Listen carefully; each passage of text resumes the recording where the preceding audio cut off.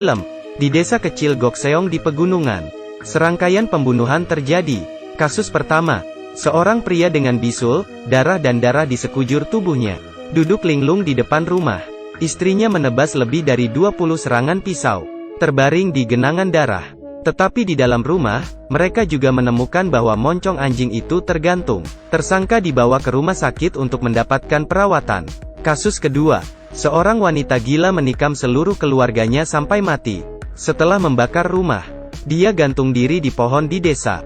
Kasus ketiga, pria itu membunuh seluruh keluarga, membuang mayat-mayat itu ke dalam sumur, kemudian bunuh diri di dalam mobil. Para pelaku kasus ini semuanya memiliki satu kesamaan, yang terasa sakit di sekujur tubuh, mental tidak normal. Sebuah desa kecil di gunung yang terus-menerus terjadi kasus-kasus mengerikan. Itu pasti sesuatu yang mengguncang suatu area. Polisi sangat khawatir tentang ini. Petugas polisi Jonggu dan rekannya Sungbok bertugas menyelidiki kasus ini. Melalui penyelidikan selama berhari-hari, mereka tahu kasus itu kemungkinan besar terkait seorang pria Jepang yang tinggal di pegunungan. Sejak Jepang pindah ke sini, di desa, hal-hal aneh terjadi. Seorang penduduk desa itu juga berkata, dia melihat dengan matanya sendiri bahwa pria itu memakan daging rusa mentah, juga berubah menjadi iblis dengan mata merah. Jonggu memintanya untuk memimpin dan Sungbok untuk menyelidiki keberadaan pria Jepang itu terlebih dahulu. Baru setengah jalan, langit cerah tiba-tiba berubah menjadi hujan lebat. Orang-orang di desa tersambar petir. Jonggu setelah membawanya ke rumah sakit.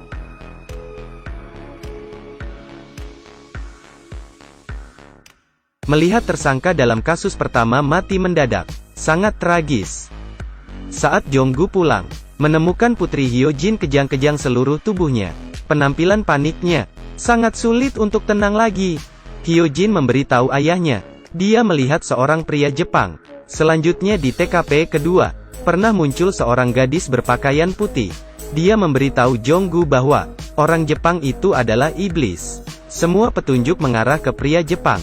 Jonggu telah mengidentifikasi target investigasi, orang Jepang itu. Tetapi karena semuanya menjadi semakin aneh, orang yang tidak percaya hantu seperti Jonggu, merasa tidak pasti. Jadi dia pergi ke Yisam, asisten pendeta. Bersama-sama mereka pergi ke rumah pria Jepang itu. Yisam adalah keponakan Sungbok, yang telah berada di Jepang selama beberapa tahun, dan bisa menjadi penerjemah mereka. Datang ke rumah kecil orang Jepang. Ternyata dia tidak ada di rumah. Mereka menemukan topeng putih dalam satu bundel. Yang membuat orang paling takut adalah sebuah altar yang ditemukan di sebuah ruangan kecil. Ada gambar di dinding dari para pelaku dalam kasus di desa baru-baru ini. Bahkan Jonggu menemukan sepatu Putri Hyojin. Sementara mereka bertiga kagum. Orang Jepang itu kembali. Dia sangat tenang. Lihat gambar-gambar di dinding. Tidak mengatakan apa-apa selain menatap mereka bertiga. 3 orang terlihat berkeringat. Bingung, mencoba melarikan diri dari tempat itu. Pada titik ini saya tidak bisa mengerti. Dia polisi, kenapa dia harus lari? Jonggu pulang, melihat putrinya semakin tidak biasa, bahkan berteriak padanya.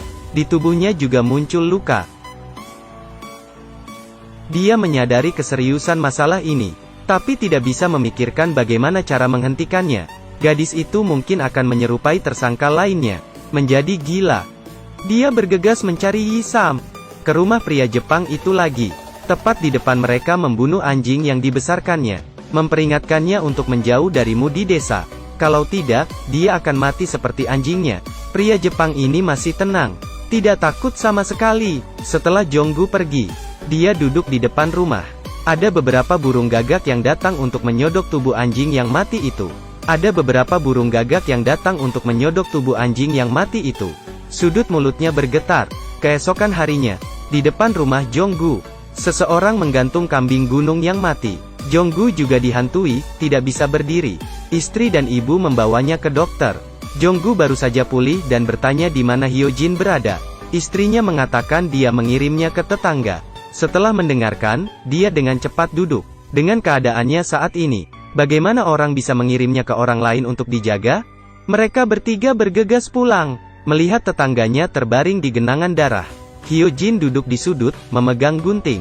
Dengan wajah pucat, jejak semua menunjukkan, mungkin pria Jepang itu melakukan sesuatu. Menurut pendapat ibunya, Jonggu memutuskan, untuk mengundang pendeta Dua Guang untuk melakukan keajaiban. Uang ritual berjumlah 10 juta won. Tapi demi keselamatan putrinya, Jonggu setuju. Pendeta setelah pergi ke rumah Jonggu, menatap Hyojin sebentar dan kemudian mulai mencari kemana-mana. Mayat burung gagak ditemukan dalam toples kecap asin. Pada saat yang sama mengatakan bahwa pria Jepang itu adalah iblis. Semua pembunuhannya di desa dilakukan olehnya. Itulah yang diyakini anggota keluarga. Mulai mempersiapkan upacara. Pada saat yang sama, menemukan orang Jepang itu. Tubuh pelaku dalam kasus ketiga. Dia mandi, berdandan untuk mempersiapkan mantra. Larut malam, pendeta mulai melakukan keajaiban. Padahal ini film horor-horor. Tapi dukun ini juga sangat pandai menari. Menonton bagian ini, saya tidak bisa menahan tawa. Mari saya tunjukkan adegan yang dipotong. Untuk kalian tonton. Pada saat yang sama ritual itu berlangsung. Seluruh tubuhnya kejang-kejang. Berteriak dengan sedih. Penampilannya sangat menyedihkan. Pada saat yang sama, pria Jepang itu melakukan sihirnya di rumahnya. Tapi tubuh ini juga mulai bergerak. Jonggu melihat putrinya kesakitan. Tidak tahan di dalam hati. Di bawah permohonan putrinya, dia mengganggu ritual. Keesokan harinya Jonggu pergi ke gereja. Pendeta berkata bahwa dia tidak dapat membantunya. Jonggu menelepon Yisam lagi, dan orang-orang di desa, naik gunung bersama kami, untuk menangkap orang Jepang itu. Orang Jepang sepertinya tahu sebelumnya bahwa mereka akan datang. Mereka sudah kabur. Ketika mereka datang ke rumahnya, hanya jejak keajaiban yang ditemukan. Pada saat ini semua orang tertangkap. Zombie dihidupkan kembali oleh orang Jepang. Zombie ini menggigit siapapun yang ditemuinya.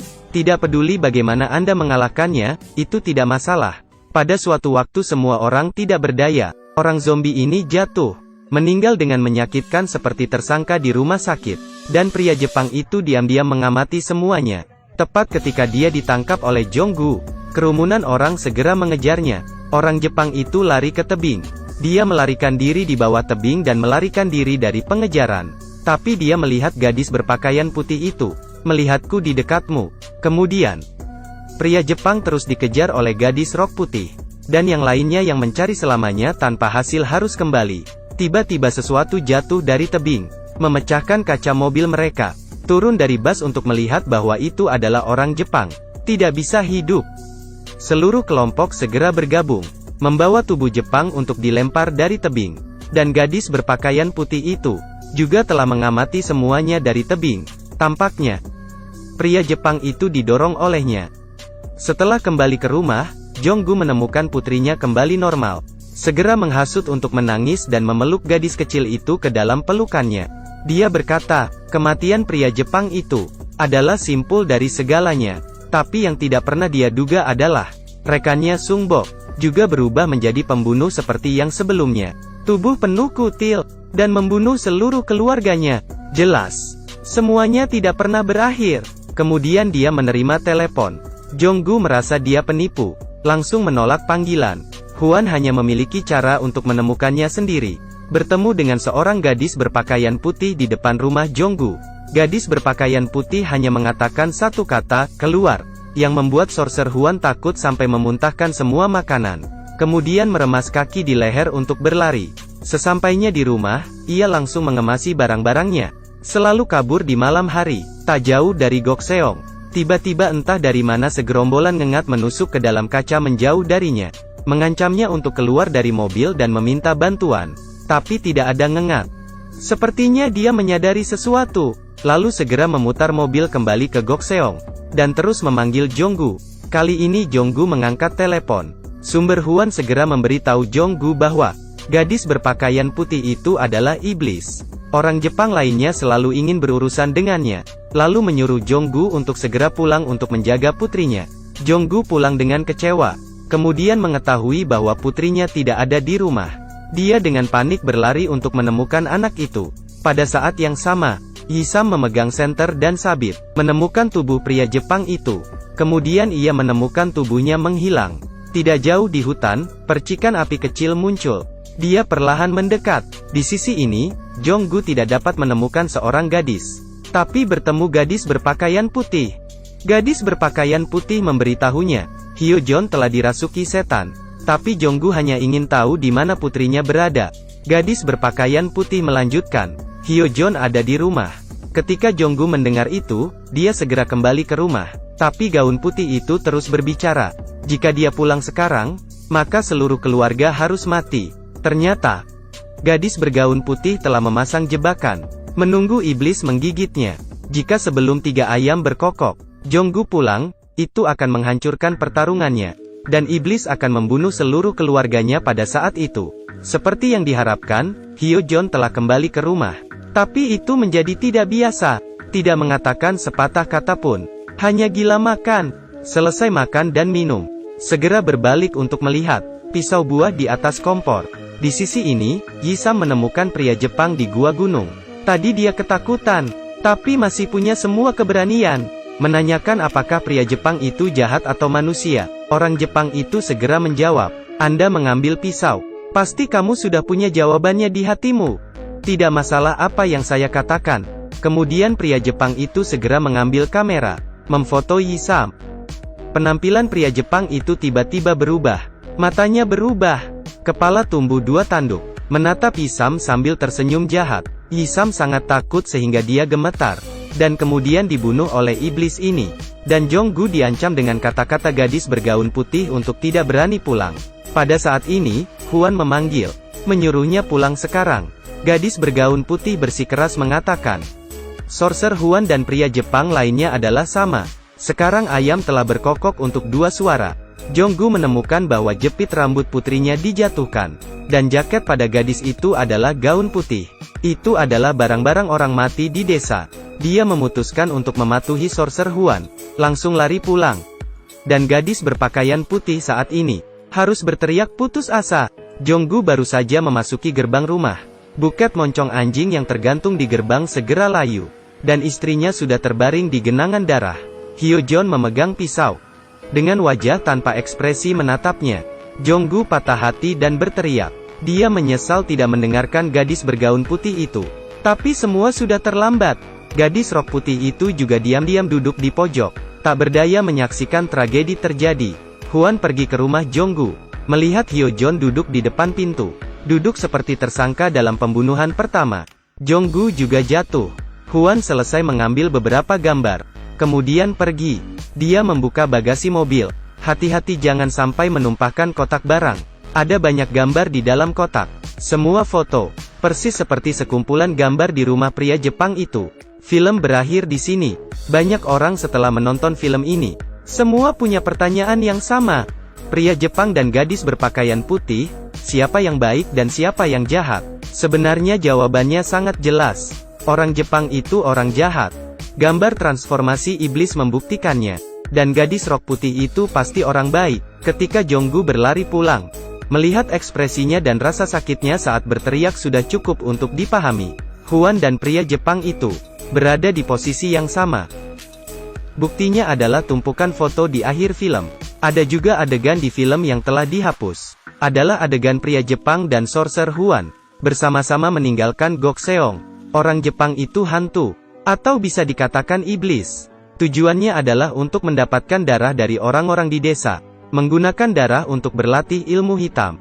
Dan Hwan ingin mengambil kesempatan itu untuk menipu. Kedua nama ini bekerja sama. Seseorang yang menciptakan tragedi. Seseorang menyamar sebagai pengusir setan untuk menipu uang. Omong-omong, kamuflase menutupi mata orang. Setelah diancam oleh gadis rok putih untuk lari, ngengat itu adalah isyarat orang Jepang. Memberi isyarat kepada pasangannya bahwa dia belum mati. Mengingatkannya untuk segera kembali ke desa. Adapun identitas sebenarnya dari gadis berpakaian putih. Ini adalah jiwa yang tidak adil dari orang-orang yang kesusahan di desa. Berubah menjadi dewa penjaga desa. Tujuannya adalah untuk mencegah orang Jepang terus melakukan kejahatan. Melindungi keselamatan orang. Pakaian yang dikenakan gadis rok putih itu milik korban yang sudah meninggal. Adalah bukti ini. Buket bunga seperti moncong anjing di TKP pertama. Dan sebuket bunga di depan rumah Jonggu. Digunakan untuk mencegah setan. Tapi sayangnya pada akhirnya tidak ada yang percaya. Semua usahanya juga meleleh menjadi asap. Ingin memahami film ini, Anda harus terlebih dahulu memahami sedikit sejarah Korea. Selama Perang Dunia Kedua, Korea diserang oleh Jepang. Gokseong didominasi oleh Jepang.